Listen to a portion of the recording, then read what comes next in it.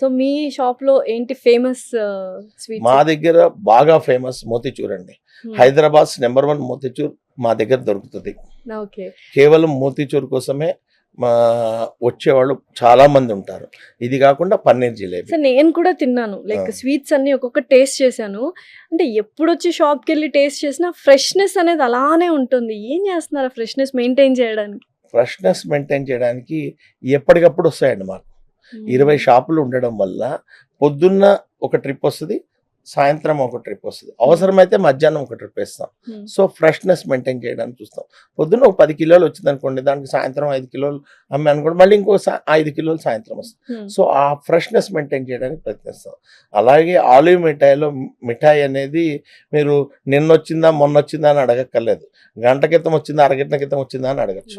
Super. అందుకు ఆ freshness motichoor కి ఆ ఫ్రెష్నెస్ ఉంది. ఓకే. అల్టిమేట్ ఫ్రెష్నెస్ ఇస్తాం మోతిచూర్.